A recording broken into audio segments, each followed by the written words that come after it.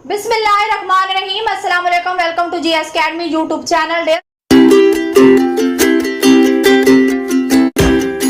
Hope कि आप सब खैर आफियत से होंगे। आज हम 11वीं क्लास के उर्दू का सबक नंबर 7 के मशकी सवालात हल करेंगे, इसका खुलासा बयान करेंगे और इसके साथ साथ बुक वर्क भी हल करेंगे।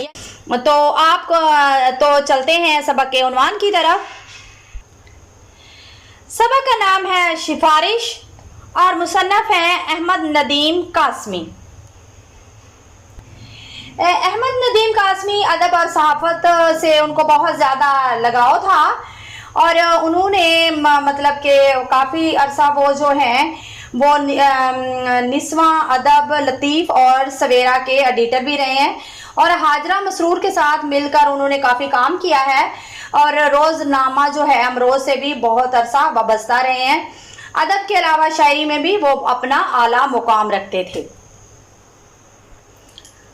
इसका खुलासा है कि मोहल्ले की बड़ी गली के मोड़ पर 3-4 तांगे जो हैं हर वक्त मौजूद रहते थे, मगर उस रोज मैं मोड़ पर आया तो एक तांगा भी नहीं था। मुझे जाना भी दूर था और पहुंचना भी जल्दी था, इसलिए तांगे का इंतजार करने लगा।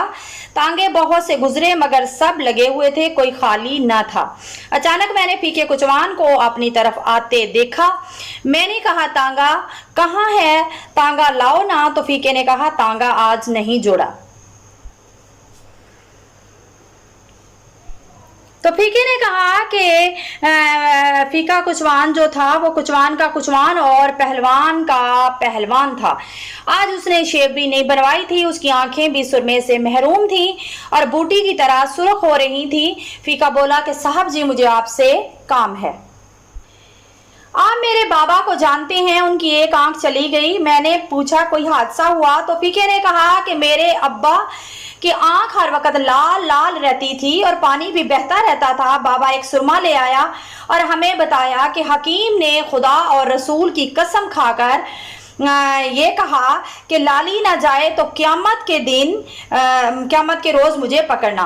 बाबा वो खरीद लाया और मैंने कहा कि खुदा और रसूल को जो बीच में ला रहा है तो जरा सा लगा लो, और मेरी वालदा ने भी यही कहा।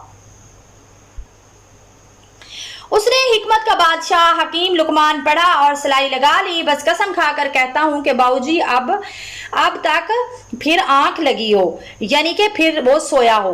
रात को चीख चाह के रात गुजार दी और फिर सुबह के मोहल्ले के सारे कोचवान जो थे वो इकट्ठे हुए। उनमें से चचा शीदे ने कहा कि पोस्त के डोडे पानी में उबालो और इससे आंख धो लो।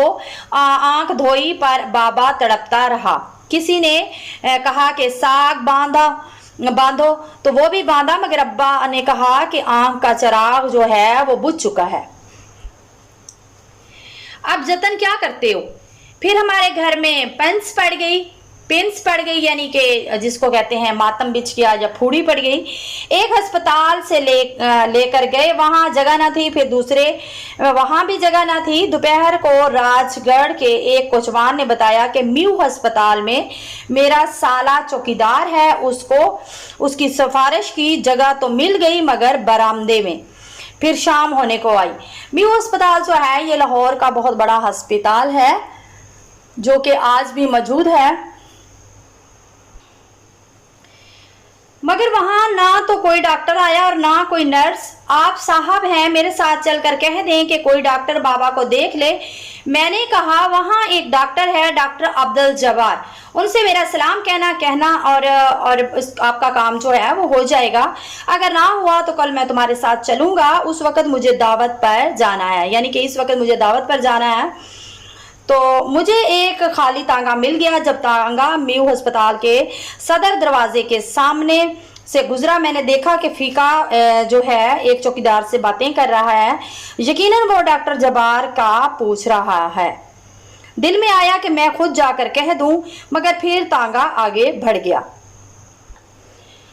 मुझे पहले ही देर हो रही थी। कुछ देर बाद घोड़ा फिसल कर गिरा, 10 मिनट तक गिरा रहा, फिर उठा और चलने लगा। यकायक जब्बार साहब का जो स्कूटर यानी कि मोटरसाइकिल जो था मेरे तांगे के करीब से जन करके गुजर गया। मैं चिल्लाया मगर जब्बार ने मेरी आवाज ना सुनी। शाम को फीके ने बताया कि डॉक्टर जब्बार से नहीं मिल सके ان کی کل ڈیوٹی نہیں تھی، آج ہے۔ اس کا باپ دسمبر کی سردی میں برآمدے میں پڑا رہا۔ مجھے حیرت ہوئی، بیچارہ اس امید پر مجھے سفارش کے لیے کہہ رہا ہے کہ شاید میرے باپ کی بینائی واپس آ جائے۔ میں نے عبدالجبار کے نام سے اسے اپنا کارڈ دے دیا، مگر فیقے نے بتایا کہ اسے کسی نے ملنے نہ دیا۔ کپڑے پھٹے ہوں تو کوئی ڈاکٹر ملنے نہیں دیتا۔ میں نے اگلے روز اس کے ساتھ چلنے کا وعدہ کیا، مگر مجھے شیخو پورے جانا تھا۔ اسے 3 روز تک نہ مل سکا۔ پھر 3 دن بعد میری فیقے سے ملاقات ہوئی تو میں نے کہا کہ میں نے ڈاکٹر عبدالجبار کو فون کر دیا تھا۔ فیقہ اظہار ممنونیت سے بولا کہ یعنی کہ اس کے جو اظہار میں تشکر تھا اور احسان مند تھا۔ میں بھی حیران تھا کہ ایک نرس کو بابا سے اس قدر ہمدردی کیوں ہے۔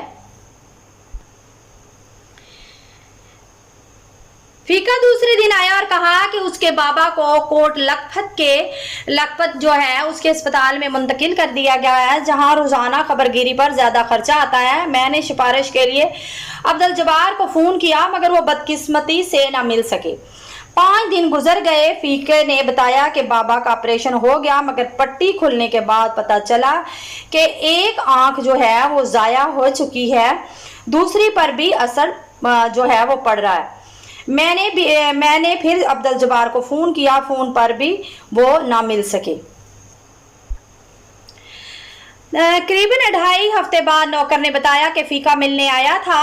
میں ندامت کے مارے ملنا نہ چاہتا تھا۔ نوکر کو جھڑکیاں دیں کہ تم نے کیوں بتایا کہ میں گھر پر موجود ہوں۔ میں نے نوکر کے ہاتھ پیغام بھجوایا کہ کپڑے بدل کر آ رہا ہوں۔ میں نے دل کا بوجھ ہلکا کرنے کے لیے سوچا کہ فیقے کو سچ بتا دوں کہ میں اس کے لیے کچھ نہ کر سکا۔ فیقہ سامنے آیا تو مسرت کے مارے یعنی کہ خوشی کے مارے آنسو لیے پکار اٹھا، بابو جی میرا بابا ٹھیک ہو گیا، ان کی دونوں آنکھیں ٹھیک ہو گئی ہیں۔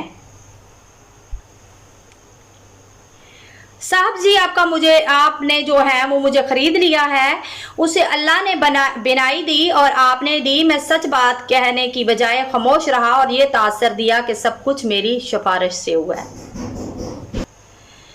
سوال نمبر 1 ہے، فیقے کے باپ کی بینائی کیوں جاتی رہی؟ اس کا جواب ہے کہ فیقے کا باپ سادالو کوچوان تھا۔ اس نے کسی مجمع باز حکیم سے گھٹیا قسم کا سرما خریدا اور آنکھوں میں ڈال لیا۔ آنکھوں کی تکلیف بڑھ گئی اور کسی نے کہا کہ پوست کے ڈوڈے ابال کر پانی سے دھو، کسی نے ساگ، تو جاہل قسم کے مشوروں سے اس کی بینائی بالکل جاتی رہی۔ سوال نمبر ہمارے پاس جو 2 ہیں وہ ہے، سفارش کرنے والے نے کارڈ پر کیا لکھا؟ کارڈ پر عبارت اس نے لکھی تھی کہ جبار صاحب اس کا کام کر دیجئے، بیچارہ بڑا ہی غریب آدمی ہے، دعائیں دے گا۔ سوال نمبر 3 ہے، سفارش کرنے والے نے فیقے کی موجودگی میں ڈاکٹر جبار کو کب فون کیا؟ جب فیقہ مصنف کے پاس آیا تو اس کے باپ کو کوٹ لکھپت کے ہسپتال سے میو ہسپتال بھجوا دیا جائے تو مصنف نے فیقے کی موجودگی میں ڈاکٹر جبار کو فون کیا، مگر جبار جو ہے وہ فون پر نہ مل سکے۔ سوال نمبر 4 ہے، سفارش کرنے والے نے اپنے نوکر کو کیوں ڈانٹا؟ اس کا جواب ہے، جب 2.5 ہفتے بعد فیقہ مصنف سے ملنے آیا تو مصنف نے فیقے کو کھڑکی سے دیکھ لیا اور نوکر کو ڈانٹا کہ اس نے اسے کیوں بتایا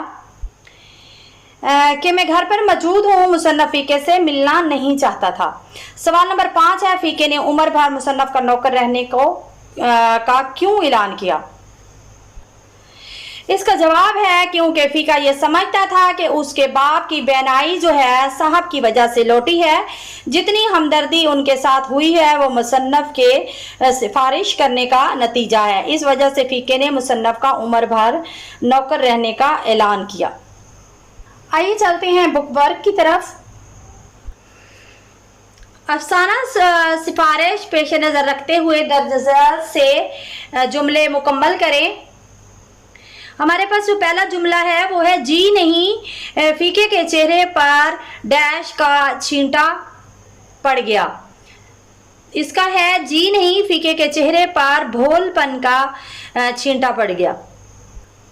इसके बाद हमारे पास फीके की आंखों में डैश की नमी जागी। फीके की आंखों में ममनूनियत की नमी जागी। इसके बाद तीसरी खाली जगह जो है वो है क्या पता आंख के किसी कोने खुदरे में डैश का भूरा पड़ा रह गया हो। भोरा यानी कि भोरा कहते हैं टुकड़े को, यानी कि छोटा सा जरा। बेनाई का क्या पता आंख के किसी कोने खुदरे में बेनाई का भोरा पड़ा रह गया हो। घुटना पजामे में से डैश रहा तो बारी कैसे आए बाबूजी। यानी कि घुटना पजामे में से झांक रहा हो तो बारी कैसे आए बाबूजी। इसके बाद हमारे पास जो पांचवी खाली जगह है वो है झूठ ने मेरी डैश को कान से पकड़कर एक तरफ हटा दिया। झूठ ने मेरी नदामत को कान से पकड़कर एक तरफ हटा दिया।